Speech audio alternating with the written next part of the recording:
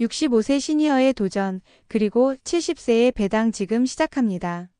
정부는 새벽 5시에 눈을 떴다. 남편이 세상을 떠난 지 석 달, 여전히 옆자리는 차갑다. 그녀는 낡은 가계부를 펼쳤다. 40년 동안 하루도 빠짐없이 기록한 숫자들이 빼곡했다. 마지막 페이지에 적힌 숫자, 전세금 8천만 원과 월 연금 70만 원. 이게 전부였다. 이걸로 얼마나 버틸 수 있을까? 정부는 계산기를 두드렸다. 병원비, 관리비, 식비를 빼면 한 달에 20만 원도 남지 않았다. 앞으로 20년을 더 산다면 3천만 원이 부족했다. 그녀는 한숨을 쉬며 TV를 켰다. 경제 다큐멘터리가 흘러나왔다. 70대 노인이 배당주 투자로 매달 200만 원의 수입을 올린다는 내용이었다. 화면 속 할아버지는 여유로운 미소로 말했다. 주식은 욕심이 아니라 준비입니다. 저는 65세에 시작했어요. 정분의 가슴이 뛰었다. 65세라니 지금 자신의 나이가 아닌가. 그녀는 메모지를 꺼내 화면에 나오는 용어들을 적기 시작했다. 배당 수익률, ROE, PER. 하나도 이해되지 않았지만 손은 멈추지 않았다. 다음 날 정부는 은행 창구를 찾았다. 주식 계좌를 만들고 싶은데요. 직원은 놀란 표정으로 물었다. 어르신, 연세가 어떻게 되시는데요? 65이요. 왜요? 늙어서 못하나요? 정분의 목소리에는 결기가 담겨 있었다. 소식을 들은 아들이 급히 달려왔다. 엄마, 정신 차려요. 주식은 도박이에요. 그 돈 다 날리면 어떡하려고요? 친구들도 한결같이 말렸다. 정분아, 우리 나이에 무슨 주식이야. 공원이나 다니면서 편하게 살자. 하지만 정분의 결심은 흔들리지 않았다. 그날 밤 그녀는 일기장에 적었다.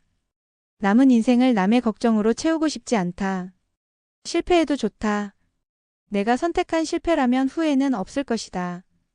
이틀 후 정분의 손에는 처음으로 만든 주식계좌 통장이 들려 있었다. 떨리는 손으로 2천만 원을 입금했다. 화면에 뜬 잔액을 보며 그녀는 중얼거렸다. 자, 이제 시작이야. 증권사 앱을 설치하고 로그인하는 데만 30분이 걸렸다. 빨간색과 파란색 숫자들이 정신없이 움직였다. 아무것도 이해되지 않았지만 정부는 포기하지 않았다. 유튜브에서 초보자용 강의를 찾아 재생했다. 주식 투자는 단거리 달리기가 아니라 마라톤입니다. 강사의 목소리가 귓가에 맴돌았다. 정부는 노트를 꺼내 필기를 시작했다. 그날 밤 그녀는 새벽 3시까지 공부했다. 한 달 후 정부는 생애 첫 주식을 샀다. 30년간 꾸준히 배당을 지급한 제조업체였다. 매수 버튼을 누르는 순간 심장이 터질 듯 뛰었다. 이제 나도 주주야. 그녀는 스스로에게 말했다. 하지만 다음 날부터 주가는 떨어지기 시작했다. 마이너스 5%, 마이너스 10%. 밤마다 계좌를 확인하며 정부는 잠을 이루지 못했다. 이게 옳은 선택이었을까? 그러나 아침이 되면 그녀는 다시 책상 앞에 앉았다. 경제신문을 펼치고 기업 분석 리포트를 읽었다. 모르는 단어는 사전을 찾았다. 65세 할머니는 그렇게 학생이 되었다. 정분의 하루는 새벽 5시에 시작되었다. 가장 먼저 한 일은 전날 출력해둔 경제신문을 펼치는 것이었다. 형광펜 3가지 색이 준비되어 있었다. 노란색은 배당 관련 기사, 파란색은 산업 동향, 분홍색은 모르는 용어. 한 줄 한 줄 읽으며 밑줄을 그었다. LG전자 10년 연속 배당 증가, 이건 좋은 신호네. 정부는 노트에 기업명을 적고 배당 수익률을 계산했다. 사칙 연산만으로 모든 걸 풀어냈다. 복잡한 공식은 몰라도 꾸준함을 읽는 눈은 생겼다. 오전 8시 정부는 도서관으로 향했다. 투자 서적 코너에 자리를 잡고 책을 펼쳤다. 옆에 앉은 대학생이 힐끔힐끔 쳐다봤다. 60대 할머니가 재무제표 읽는 법을 공부하는 모습이 신기했던 모양이다. 학생, 이 ROE라는 게 뭔지 아나요? 정분이 먼저 물었다. 학생은 당황하며 설명했다. 자기자본이익률이요. 그러니까 정부는 고개를 끄덕이며 노트에 적었다. 그날부터 그 학생은 정분의 비공식 튜터가 되었다. 오후에는 유튜브 강의를 들었다. 재생 속도를 0.75배로 낮춰서 한 문장씩 되돌려 들었다. 워렌 버핏은 말했습니다. 남들이 탐욕스러울 때 두려워하고 남들이 두려워할 때 탐욕스러워지라고. 정부는 이 문장을 벽에 붙여놓았다. 한 달이 지나자 정부네 방은 온통 종이로 뒤덮였다. 기업 리스트, 배당 내역, 재무제표, 산업 분석. 마치 주식시장 연구소 같았다. 아들이 놀라 물었다. 엄마, 대체 왜 이렇게까지 해요? 배우는 게 재밌어서. 정부는 진심이었다. 40년간 가계부만 붙들고 살았던 그녀에게 세상은 처음으로 넓어지고 있었다. 숫자 뒤에 숨은 이야기들, 기업의 흥망성쇠, 경제의 흐름. 모든 게 새로웠다. 하지만 현실은 녹록지 않았다. 정분이 산 주식은 계속 떨어졌다. 첫 달 마이너스 15%, 두 달째 마이너스 20%. 친구 영숙이가 전화를 걸어왔다. 정분아, 이제 그만해. 손해보기 전에 팔아. 아직 손해본 게 아니야. 정부는 대답했다. 판 게 아니니까 손실도 아니지. 배당은 계속 들어오는걸? 실제로 그녀의 계좌에는 매달 작은 배당금이 입금되고 있었다. 10만원, 20만원. 적은 돈이었지만 그녀는 그 돈을 다시 주식에 투자했다. 복리의 마법. 정부는 중얼거렸다. 배당금으로 주식을 사고 그 주식이 또 배당을 낳는다. 시간이 흐를수록 눈덩이는 커질 것이다. 그녀는 계산기를 두드리며 시뮬레이션을 했다. 어느 날 저녁 정부는 공원 벤치에서 경제신문을 읽고 있었다. 옆에 앉은 할아버지가 물었다. 요즘도 그런 거 읽는 사람이 있나? 제 노후가 달린 문제라서요. 정부는 웃으며 대답했다. 3달째 드디어 정분이 산 주식 하나가 수익을 냈다. 플러스 5%. 겨우 10만 원의 수익이었지만 정부는 기뻐서 울었다. 방향은 맞았다. 방법도 틀리지 않았다. 이제 필요한 건 시간뿐이었다. 하지만 다음 주 증시는 폭락했다. 정분의 계좌는 다시 마이너스 30%로 떨어졌다. 친구들은 그래서 말렸잖아 라며 혀를 찼다. 아들은 화를 냈다. 엄마, 제발 좀 그만하세요. 그날 밤 정부는 오래 고민했다. 정말 이대로 계속해야 할까?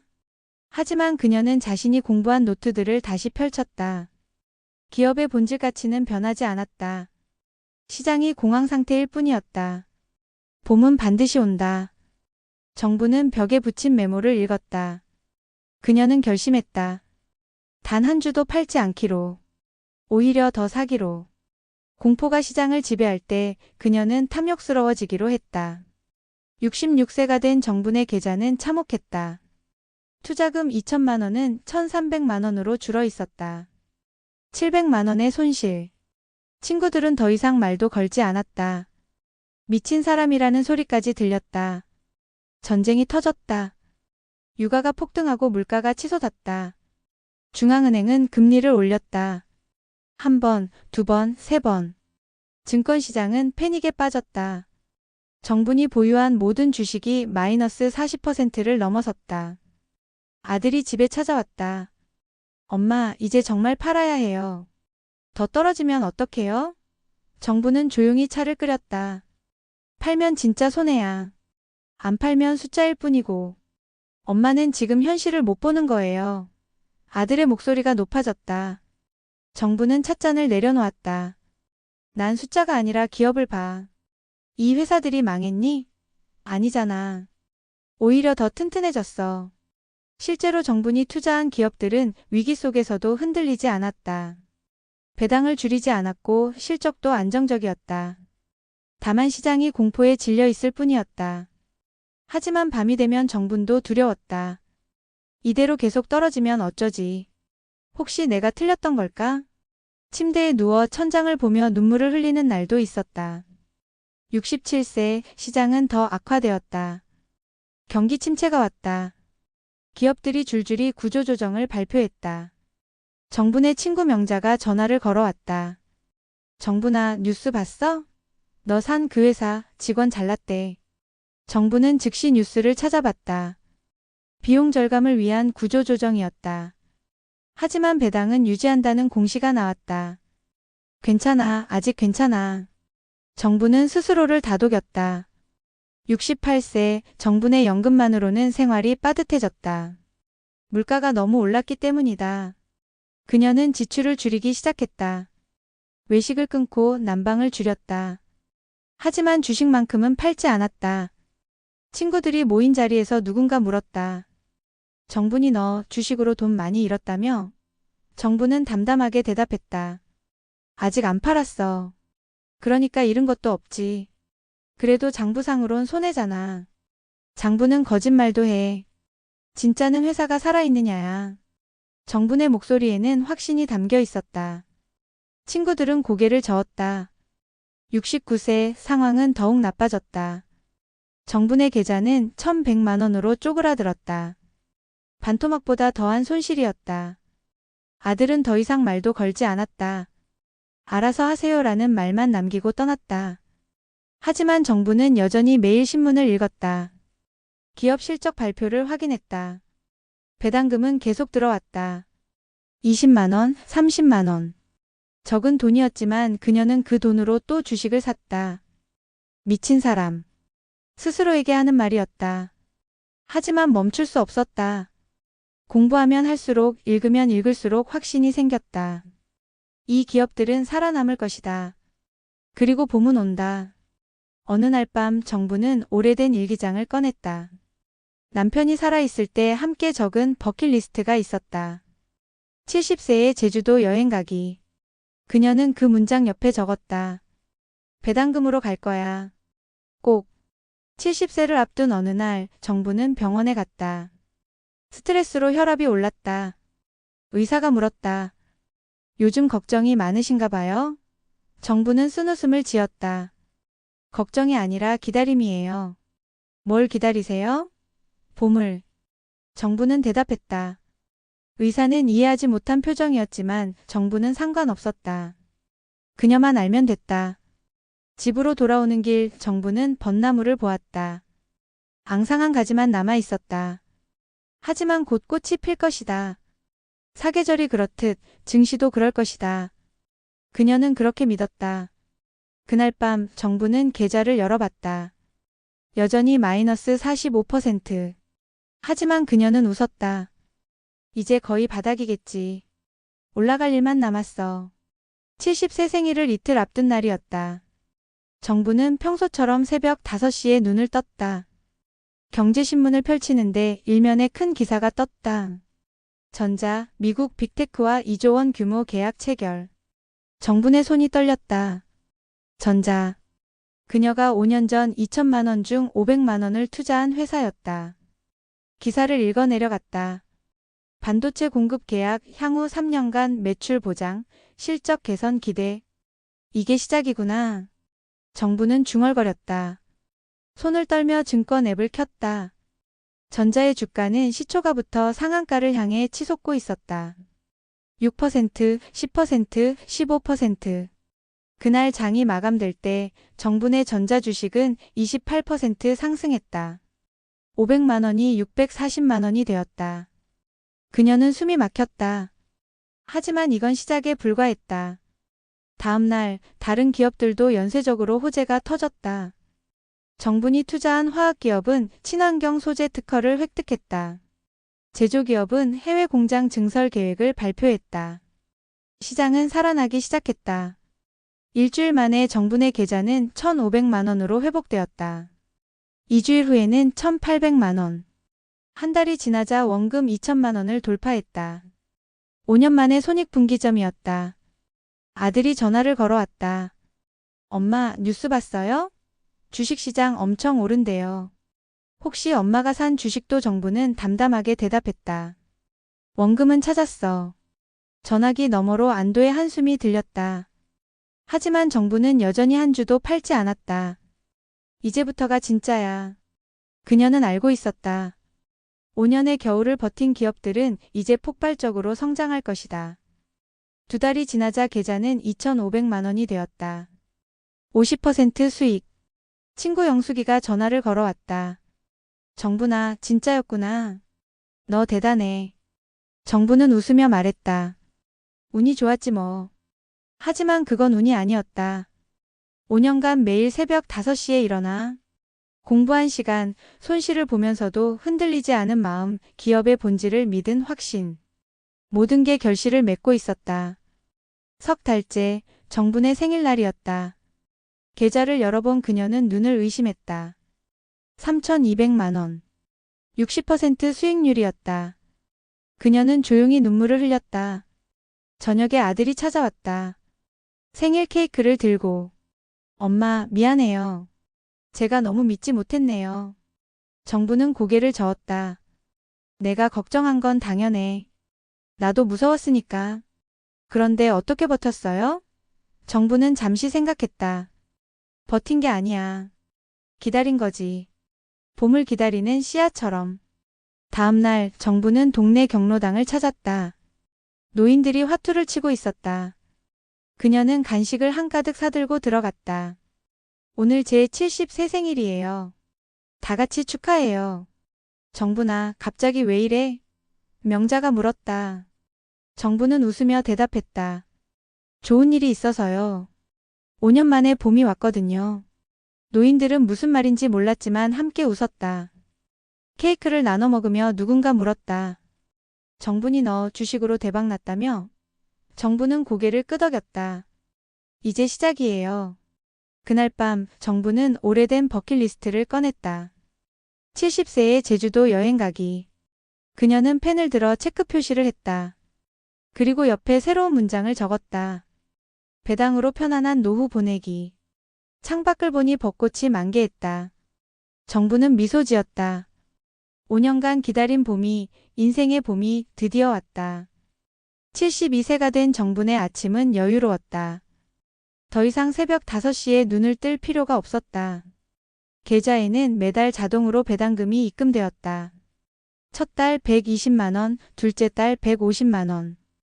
연금 70만 원을 합치면 매달 200만 원이 넘는 수입이었다. 정부는 천천히 커피를 내렸다. 5년 전 절약하느라 끊었던 원두커피를 다시 마시기 시작했다. 창밖으로 아침 햇살이 들어왔다. 이게 진짜 노후구나. 그녀는 중얼거렸다. 오전 10시 정부는 시장 골목을 산책했다. 과일 가게 주인이 반갑게 인사했다.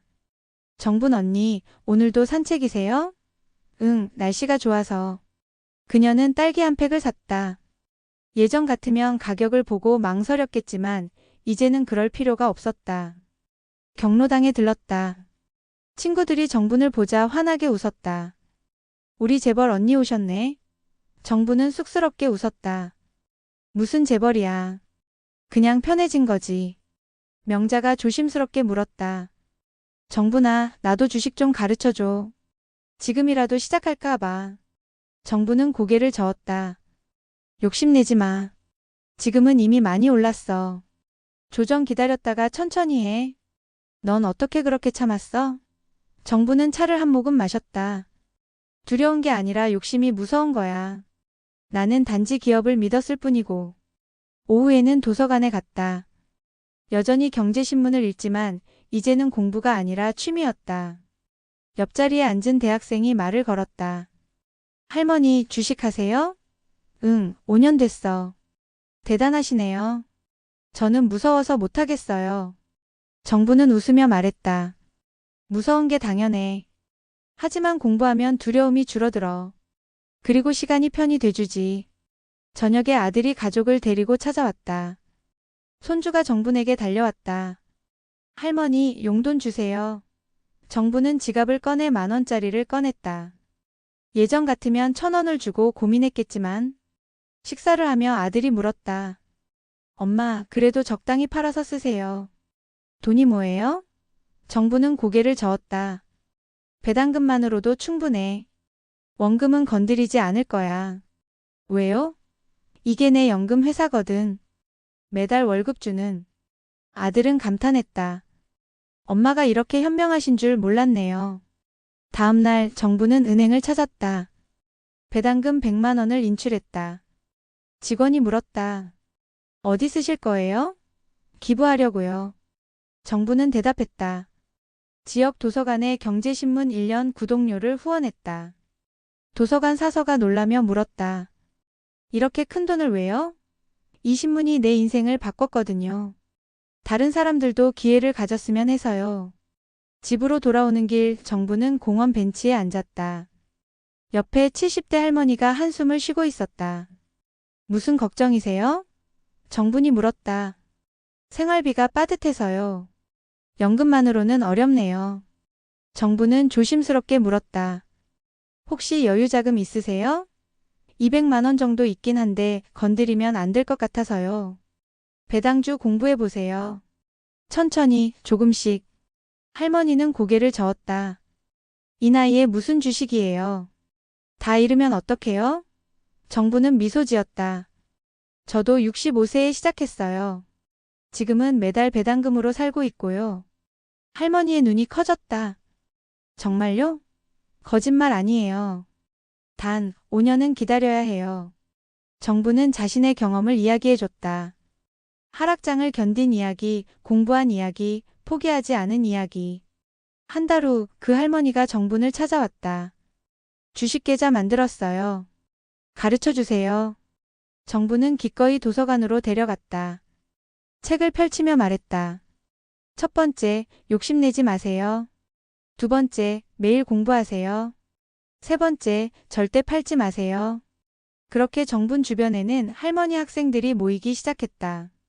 매주 목요일 오전 도서관에서 시니어 투자 스터디가 열렸다. 정분이 강사였다. 배당은 인내의 보상입니다. 어느 날 지역 신문사에서 취재 요청이 왔다. 70대 배당 투자자 이야기를 다루고 싶다고.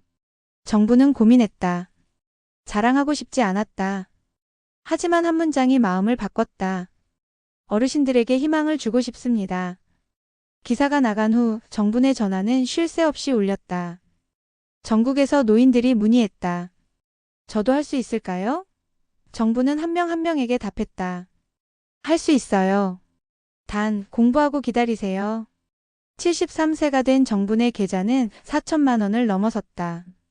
수익률 100%. 하지만 그녀에게 더 의미 있는 건 매달 들어오는 배당금이었다. 이번 달은 200만 원이었다. 정부는 남편 사진 앞에 앉았다. 여보, 우리 제주도 갈 수 있게 됐어. 아니, 세계 여행도 갈 수 있을 것 같아. 배당금으로. 사진 속 남편이 웃는 것 같았다. 여름휴가 때 정부는 처음으로 손주들과 제주도 여행을 갔다. 호텔에 묵고 맛있는 음식을 먹고 선물도 샀다. 손주가 물었다. 할머니, 돈 많아요? 많지는 않아. 그냥 매달 월급 받아. 할머니가 무슨 월급이에요? 주식회사에서 받지. 할머니는 주주거든. 손주는 이해하지 못했지만 정부는 만족스러웠다. 제주도 바다를 보며 정부는 생각했다. 65세에 시작한 도전, 5년의 인내, 그리고 지금의 평화. 인생은 정말 하락장을 지나야 상승하는구나. 귀가 후 정부는 새로운 버킷리스트를 적었다. 80세까지 배당금으로 여행 다니기. 90세까지 후배 투자자들 가르치기. 100세까지 주주로 살기. 어느 가을날 경로당에서 모임이 있었다.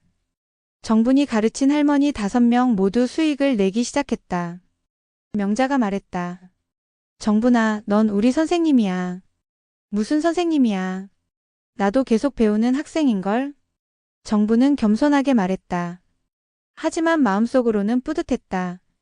자신의 경험이 누군가에게 희망이 되고 있었다. 저녁, 혼자 집에 앉아 정부는 계좌를 확인했다. 배당금 입금 예정일이 내일이었다. 230만 원. 이 돈은 세상이 나한테 주는 월급이야. 그녀는 중얼거렸다. 정부는 창밖을 내다봤다. 단풍이 물들고 있었다. 사계절이 돌고 돌듯 증시도 순환한다. 하락이 있으면 상승이 있고 겨울이 지나면 봄이 온다. 참 긴 여행이었네. 정부는 미소 지었다. 60세 할머니가 시작한 모험은 70세에 결실을 맺었고 지금은 매일이 선물이었다. 돈 때문에 조바심 내지 않아도 되는 노후. 이게 진짜 자유였다. 그날 밤 정부는 일기장을 펼쳤다. 마지막 페이지에 적었다. 오늘도 배당금이 들어왔다. 내일도 들어올 것이다. 내 인생의 배당은 이제 시작이다. 오래 참은 자에게 돌아오는 선물, 나는 그것을 받을 자격이 있다. 여러분 재미있게 보셨나요? 시니어의 적극적인 도전과 공부로 성공한 시니어가 되어 행복한 노후를 맞이하는 결말. 재미있게 보셨다면 구독, 좋아요, 알림 설정 잊지 마세요.